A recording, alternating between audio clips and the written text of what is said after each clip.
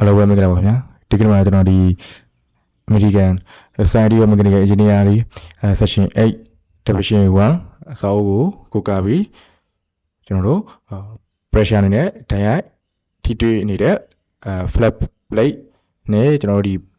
Chado Poricaba, repeated, Chane, Scientific, Scientific, Kona Johnny, Sedekama, General, the Johnny Obolo Tobilo Yale, Piro the Johnny Matobiam. ဝယ်ရအနေဆုံးလို့အမဲ့ flash ဝယ်ရ site တွေတိုက်ပုံစံလေးကိုကျွန်တော်ရပြီးလို့ချင်းဖြစ်ပါတယ်ဒီမှာတိုင်ရချဲရင်ကျူဟိ area တွေကိုတော့ကျွန်တော်ဒီ BEN တိုင်မှာကျွန်တော်တို့ဒီအများဆုံးတွေ့ရတတ်တယ်ပေါ့နော်ကျူချီနဲ့ကျွန်တော်တို့ဒီ share body cover နဲ့ join နေရလေဒီလိုမျိုးလေးပေါ့နော်ဒါကတော့ကျွန်တော် share ရင်ကျူဒီမှာတွေ့ရတတ်တဲ့ flat plate တမဟုတ်ကျူရှိနဲ့ကျွန်တော်ဒီ share body cover နဲ့ join လေးကိုမှာတုပ်ပြရမယ် over site လေးနဲ့တိုက်လေးဖြစ်ပါတယ်ဆက်လက်ပြီးကျွန်တော်ဒီ SB section 8 division 1မှာရှိတဲ့ finger UW 30.2 အောက်မှာကျွန်တော်ဒီမှာနေပြရတာပေါ့နော် attachment of pressure part 2 flap plate to form a corner joint နောက်ဆိုကျွန်တော်တိုက်လေး A B C D E1 E2 FG ဟိုရှိတယ်အဲ့ကောင်အထူးတည်တယ်ဆိုတော့ typical unstay flat head ကျရှိ without a body flank flat head ကျရှိဘို့မပါနဲ့ကျရှိတယ် we are side plate of rectangular base side plate ဆိုတော့ဘေးဘက် plate တွေ of rectangular base တွေကျွန်တော်တို့ဒီ echo တွေ echo heat area ဖြစ်တဲ့ finger လို့ခေါ်တဲ့ echo heat area တွေမှာရှိတဲ့ header box တွေမှာအများဆုံးတွေ့ရတတ်တယ်ပေါ့နော် A တိုက်လေးမှာဆိုကျွန်တော်ဒီမှာဒီဘက် flat plate အကြီးရှိတော့နော်တကယ်နဲ့အထူးနဲ့ကောက်ရှိတယ်ဒီဘက်မှာ plate တစ်ခုရှိတယ်ဒီမှာဆိုဒီ DIDT ကိုကျွန်တော်တို့ A တတ်ပါတယ်ဒီမှာဆိုဒီဘက်တိုက်မျိုးလေးတုတ်ထားတာပေါ့နော်အမှဆိုကျွန်တော်တို့ဒီဘက် channel ကို TS လို့တတ်ပါတယ် DIDT ကို DW တတ်ပါတယ်အမှဆို A + B not less than 2TS ပေါ့နော်ဒီ A နဲ့ B ပေါင်းခြင်းက TS ရဲ့နှစ်ဆအောက်မငယ်နေရဘူးပေါ့နော်ဒီမှာဆို B ရမရှိတော့ B0 တတ်မှရတယ်TW not less than TS ပေါ့နော်TW ကတော့ဒီ TS အောင်မငယ်နေရဘူးเนาะဒါ A တိုက်လေးမှာအတူပြရမယ်ဝရေဆိုင်လေးဖြစ်ပါတယ်ဒီမှာဆို B တိုက်လေးပေါ့နော် B တိုက်မှာဆိုလည်းလိုပဲကျွန်တော်တို့ဒီ flat plate နဲ့ဒီကဘာ plate တစ်ခုနဲ့ join မယ် join တဲ့အခါမှာကျွန်တော်တို့ဒီက single B လေးတုံးတော့ပေါ့နော် single B အထဲမှာကျွန်တော်တို့ဒီ fillet တွေထပ်တုံးတယ်ဒီလိုပုံစံနဲ့လက်ခံတယ်ဒီမှာဆိုလည်းကျွန်တော်တို့ A + B not less than 2TS ပဲပေါ့နော်ကျွန်တော်ဒီ A + B BRT က DIDT ပါနော် A + B value ကဒီ TS နဲ့စားအောင်မငယ်နေရဘူးTW ကလည်း not less than TS အောင်မငယ်နေရဘူးဒီမှာဆိုရင်တခုပို့လာတာ TP value ပေါ့နော်ဒီ TP value ရဆို not less than မငယ်နေရဘူးဆို smaller of အငယ်ဆုံးပေါ့နော်အငယ်တဲ့ကောင် TS or တမဟုတ် 1.4 inch 6mm ဒီ 6mm တမဟုတ် TS ဒါကအငယ်ဆုံးကောင်အောင်မငယ်နေရဘူး TP ကအငယ်ဆုံး6တော့ရှိနေရမှာပေါ့နော်အဲ့လိုသူဆိုလိုချင်ဖြစ်ပါတယ်စီမှာဆိုတော့ကျွန်တော်တို့ဒီဘက်မှာဆို flat plate ဒီမှာဆိုတော့plate တစ်ခုပေါ့နော်အဲ့ဒီခုကိုကျွန်တော်တို့ visual join အနေနဲ့တော်တယ်သူရဲ့ formula မှာလဲဒီ B နဲ့တိတ်မကောက်ပေါ့နော် A + B not less than 2TS ပေါ့နော် A က not less than TS and TP ကလည်း not less than smaller of TS or 1.4 inch 6mm ပေါ့နော်တူပေါ့နော်ဒီမှာဆို D ပေါ့နော်ဒီမှာဆိုကျွန်တော်တို့ flat plate ဒီပါလေးဆိုရင်ကျွန်တော်တို့ cover plate အထက်ထိနေနေဝင်တော့ပေါ့နော်ဒီမှာဆိုရင်မဝင်အစလိုက်ဒီပေါ့နော်အထက်ထိဝင်မယ်ဟိုပြန်တော့ A + B not less than 2TS ပဲပေါ့နော် A ကတော့ကျွန်တော်တို့ဒီ TS အောင်မငယ်နေရဘူး TP ကတော့ not less than smaller of TS or 1.4 inch 6mm ပေါ့နော် E ရောမှလို့ဆိုကျွန်တော်တို့ဒါ flat plate ကိုဒီ plate တစ်ခုကကျွန်တော်ဒီမှာ join တယ်ပေါ့နော်full penetration တို့ကြောင့်အောက်မှာကျွန်တော်ဒီ backy straight တော့ပြရလိမ့်မယ်ပေါ့နော် formula ကတော့ဒီပါပဲ A + B not less than 2TS ဖြစ်ပါတယ်ဒီမှာဆို B value တွေကမရှိတော့တဲ့ကြောင့် B က0လို့သတ်မှတ်လို့ရတယ်အဲဆိုကျွန်တော်ဒီ A value တွေကဒီ 2TS အောက်မငယ်နေရဘူးပေါ့နော်ဒီမှာဆိုတော့ E2 တိုင်းမှာဆိုရင်ကျွန်တော်တို့ဒီ A + B not less than 2TS ပဲပေါ့နော်A value တွေက not less than TS အောက်မငယ်နေရဘူးပေါ့နော်F တိုင်းမှာဆိုတော့ကျွန်တော်တို့ဒီ flat plate ကိုဒီကောင်ကကျွန်တော်တို့အတိုင်းရိုက်ဟိုဒီကဆိုတော့ developer join မျိုးလေးပေါ့နော်ဟိုဒီအပြည့်ဆိုတော့ဒီမှာဆိုထူကြတာကဒီ worry metal တွေကိုကျွန်တော်တို့ဒီ joint မစခင်ရောနော်အရင်ထည့်ထားရမှာပေါ့နော်အဲ့လိုမျိုးသူက highlight လုပ်ရတာဖြစ်ပါတယ် formula ကတော့ a plus b not less than 2ts ပေါ့နော် where ဆိုင်တွေကတော့ a plus b value က 2ts အောင်မငယ်နေရဘူးဒီမှာဆိုရင် b value က 0ဒီမှာဆိုရင်ကျွန်တော်တို့ g တိုင်းမှာဆိုရင်ကျွန်တော်တို့ဒီ fillet where ပုံစံပေါ့နော်ဟိုဘက် side ဒီဘက် side စုံမဲ့ပုံစံလေးဖြစ်ပါတယ်ဒီမှာဆို a1 a2 ရှိတယ် a plus b not less than 2ts ဖြစ်တယ် b က 0 a1 ဆိုရင် not less than မငယ်နေရဘူး 0.5 a2 a2 ရဲ့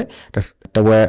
အောင်မငယ်နေရဘူး not greater than 2a2 a2 ရဲ့နှစ်ဆထက်လည်းမကြီးနေရဘူးပေါ့နော်ဆက်လက်ပြီးကျွန်တော် finger u 30.2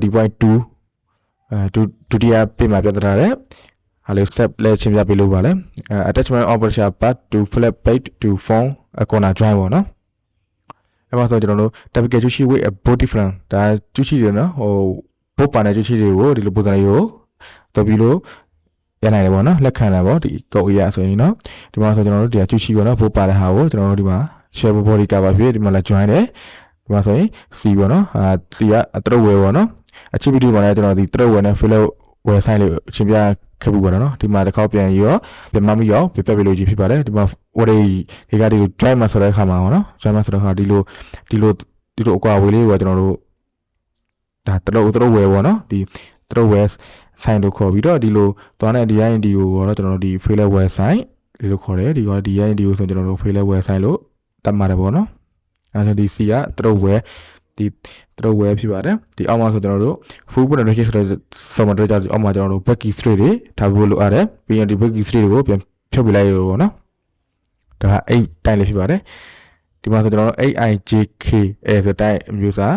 5ခုရှိတယ် I တိုင်းလေးမှာဆိုရင်လည်းကျွန်တော်တို့ဒီအကျူရှိဗောနော်ဘုတ်ပါတဲ့ body တိုင်းကျူရှိမှာဆိုကျွန်တော်တို့ဒီလိုမျိုးဆော်လို့ရတယ်ဝက်တွေကိုအထိတ်လေးရှိတယ်အထိတ်လေးရတဲ့ B value ဗောနော်ဒါ A value တွေ B value တွေဒီကတော့ TS အဲ့တော့ဝယ် stroke ဝယ်ဆိုင်လေးပေါ့နော်ခြေတိုင်းလေးမှာဆိုရင်ကျွန်တော်တို့ဒီမှာတခုသတိထားမှာကကျွန်တော်တို့ဒီ wearing material လေးကိုကျွန်တော်တို့အရင်ထည့်ထားပေးရမှာပေါ့နော်ပြီးမှကျွန်တော်တို့ join ကိုကျွန်တော်တို့ဆော်ရမှာပေါ့နော်အပူပေးပြီးတော့ဒါခြေတိုင်းလေးလည်းထူကြတယ်ပေါ့နော် K တိုင်းလေးမှာဆိုတော့အဲ့လိုပဲကျွန်တော်တို့ဒီ A value ရှိမယ် B value လေးရှိမယ်ဒီ IDT ကိုဒီမှာတော့တို့ wear C လေးရှိမယ် TSC ရှိမှာပေါ့နော်အဲ့တိုင်းလေးမှာဆိုလည်းကျွန်တော်တို့ဒီမှာfill wear ဘိုးဆိုင်ပေါ့နော်ဘိုးဆိုင် fill wear တုပ်ပြပြီးတော့ကျွန်တော်တို့တုပ်ပြပြီးလို့ရပါတယ်ပေါ့နော်ဒီမှာဆိုတော့ကျွန်တော် A ရဲ့ value ကတော့A1 plus A2 ပေါ့နော်ဒီ A1 not less than 0.5 A2 ပေါ့နော် A1 က 0.5 A2 တဲ့အောင်မငယ်နေရဘူး A2 ရဲ့နှစ်ဆထက်လည်းမကြီးနေရဘူးပေါ့နော်ဒီ A plus B ဒီ not less than 2D SR တော့တူတူပဲပေါ့နော်ဒီ BF formula တွေနဲ့ကျွန်တော်တို့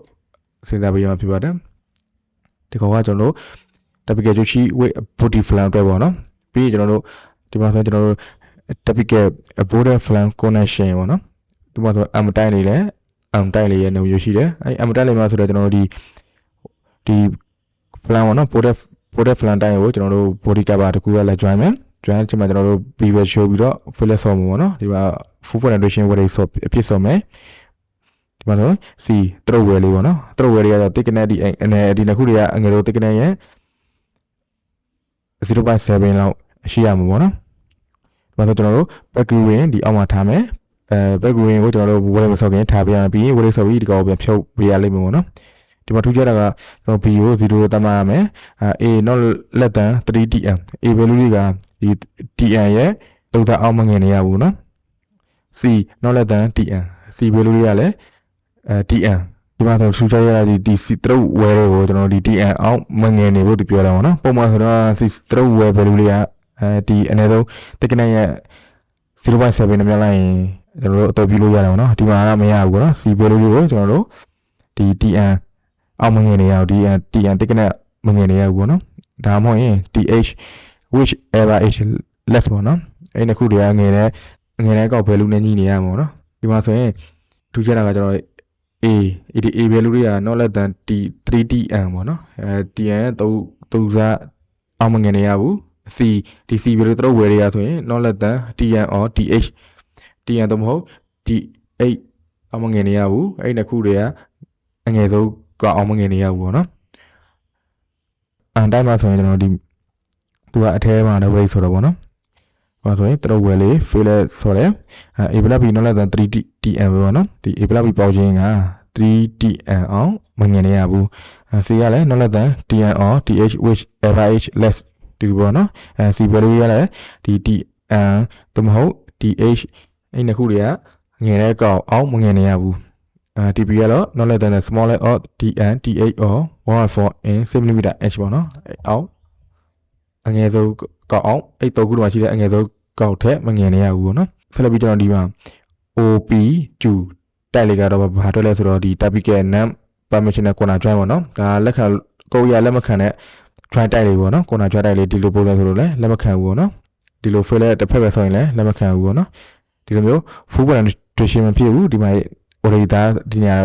full penetration မဖြစ်ရင်လည်းဒီကလက်မခံဘူးပေါ့နော်ဒီမှာတော့တော်တော်မြင်အောင်ပြပြလို့တော့ဒီကောင်လေးဆိုရင်ဒါဒီတိုင်းလေးနဲ့တူတယ်ပေါ့နော်ဒီပုံစံလေးနဲ့ဒီပုံစံလေးနဲ့လာစင်းတယ်ပေါ့နော်အဲ့ဒါလေးကျွန်တော်အကြမ်းပြပြလို့ပြပါတယ်ဒီမှာဆိုကျွန်တော်တို့ဒီအထိတ်လေးရှိတယ်ပေါ့နော်ဒါကျရှိတမလို့ရတယ်ဒီအထိတ်လေးက 4.8 ရှိတယ်ဒီကောင်လေးကတိကနေကတော့ share body ကပါစနစ်ထားမယ်ဆိုပါစို့အဲ့ဒါဆိုရင်ကျွန်တော်ဒီ fail sign တွေကအနည်းဆုံး8လောက်ရှိရမှာပေါ့နော်အဲ့ဒါမှကျွန်တော်ဒီ fail sign အနေနဲ့ဒီကတိကနေအနေနဲ့ပေါင်း20အဲ့ဒီ20နဲ့ဒီကအထိတ်လေးဆို 4.8 ပေါ့နော်အဲ့ဒါဆို24ပေါင်း 4.8 အကကျွန်တော်တို့ဒီ 2ts ပေါ့နော်2 into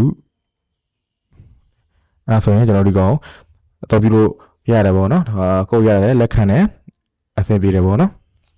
ဒါပေါ့ဒီ fill sign တွေကိုအဲ့လောက်အနေနဲ့ထားပေးရဖြစ်ပါတယ်ဆက်လက်ပြီးကျွန်တော်ဒီ submit section 8 division 1 finger uw 30.2 အောက်မှာရှိတဲ့တိုက်လေးကိုမြောက်ပြလို့ပါတယ် detail for one member viewer ပေါ့နော်member တစ်ခုပဲကျွန်တော် viewer join ဆက်တဲ့ခါမှာဒီ formula လေးပေါ့နော်ဒီ cable လေးကိုအသုံးပြုပြရမှာပေါ့နော်ဒီမှာဆိုရင်ကျွန်တော်တို့ A2 ရှိတယ်ဒီမှာဆိုရင် DS ပေါ့နော်ဒီဘက်ချန် DS ဒီ A2 by DS not less than ဒီအောက်ဘယ်မှာငင်နေရဘူးဒီ value ကို motivate cable ရမှာနော်အဲ့ဒီ cable ကိုကျွန်တော်တို့က formula မှာအစားသွင်းရချင်းမှာဒီ flap rate yes require တကယ်တော့ရရှိတယ်ပေါ့နော်ဒီမှာကျွန်တော်တို့ထူရတာကကျွန်တော်ဒီ rate ဆိုတဲ့ချင်းမှာကျွန်တော်ဒီ positive penetration ဒီ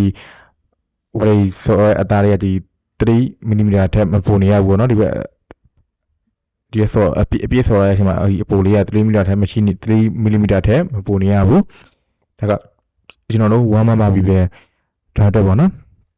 ဒီ S မှာဆိုကျွန်တော်ဒီတော့ book mama ပြီးပဲပေါ့နော်ကျွန်တော်တို့ mama နှစ်ခုလုံးကျွန်တော်တို့ပြီးပဲ show ပြီးတော့ကျွန်တော်တို့ way ဆိုတော့ပေါ့နော်အဲ့မှာဆိုကျွန်တော် A2 လေးရှိရယ်ဒီမှာဆိုရင်ကျွန်တော်ဒီကောင်တူပေါ့နော် positive penetration but not acid 1.8 ပေါ့နော်3 mm ထက်မပိုနေရဘူးဒီမှာ A2 by DS value ရတယ်ဒီမှာ not less than 15 degree ကျွန်တော်ဒီ alpha က15 degree ပဲသုံးဖို့ဆိုရင်ဒီ ratio ပေါ့နော်ဒီလို30 degree သုံးရင်ဒီ ratio 45 degree သုံးရင်ဒီ ratio ဒီလိုသုံးပြီးဒီရတဲ့ reset ပုံမူတည်ပြီးကျွန်တော်ဒီ cable ရရှိမှာနော်အဲ့ cable ကိုကျွန်တော်တို့ formula မှာအစားသွင်းရရှိမှာကျွန်တော်ဒီ require thickness ကိုရရှိမှာဖြစ်ပါတယ်အဲ့ဒီ require thickness ကိုမှသာကြည့်ရမှာဆိုကျွန်တော်ဒီမှာ TSN TRR define in UG34 ပေါ့နော် UG34 မှာကျွန်တော်တို့ဒီ unstay flat head require thickness ကိုကျွန်တော်တို့တရားလေ့လာဖတ်လို့ရပါတယ်အဲ့ဒီ UG34 လေးကိုကြောက်ကျွန်တော်ဆက်လက်ပြီးရှင်းပြပေးပါပါဆက်လက်ပြီးကျွန်တော်တို့ဒီ finger UW 30.3 typical pressure per weight per wear height ပေါ့နော်အဲ့လေးကြောက်လေးကျွန်တော်ရှင်းပြပေးလို့ပါတယ်အဲ့မှာဆို ABC တက်လေးရှိတယ်နော် A တက်လေးမှာဆိုကျွန်တော်ဒီ flat height လေးကို cover နဲ့လာ join တယ်ဒီလိုပုံစံလေးအသုံးပြုလို့ရတယ်ပြီးမှဆိုကျွန်တော်တို့ဒီ flat height လေးကိုကျွန်တော်တို့ cover plate နဲ့လာ join တဲ့အချိန်မှာဒီ E value တွေကနော်နော်တန် TS နော် TS အောက်လည်းမငယ်နေရဘူးပြီးတော့ let than the require thickness or flat height or ကျူရှိ flat height thickness သို့မဟုတ်ကျူရှိ require thickness အောက်လည်းမနေအဲ့နှစ်ခုတွေမှာနှစ်ခုလို့အောက်မနေနေရဘူးပေါ့နော်စီတက်နေမှာဆိုတော့ကျွန်တော်ဒီ product အကျူရှိရ flat တွေအဲ့မှာဆိုကျွန်တော်ဒီမှာ develop လေးတုတ်တယ်ဒီက H လန့်နေရဆို C note 1ပေါ့နော် note 1မှာကြည့်လို့ချင်မှာ H is the greater 3.4 inch 90 mm ပေါ့နော်90 mm ထက်ကြီးနေရမယ်။ or ဒါမှမဟုတ်ရင် 1.5 TS TTS ရဲ့တစ်ဆခွဲထက်ကြီးနေရမှာပေါ့နော်။ဒါပေမဲ့ not exceed 2 inch 50 mm နလက်မတမဟုတ်50ထက်တော့မပူနေရဘူးပေါ့နော်။ကျွန်တော်ဆက်လက်ပြီးကျွန်တော် flat plate ဝါကွာတက်ကနေကိုတွဲထုတ်ချင်မှာပြန်လာပြီးတော့ formula တွေချီရမယ်ဆိုတာကိုကျွန်တော်တို့ UG34 SB section 8.1 မှာတကြီးလို့ရနိုင်ပါတယ်။အဲ့မှာဆိုကျွန်တော်တို့လိုအပ်တဲ့ formula တွေကိုအချက်တဝင်းဖော်ပြထားခြင်းဖြစ်ပါတယ်။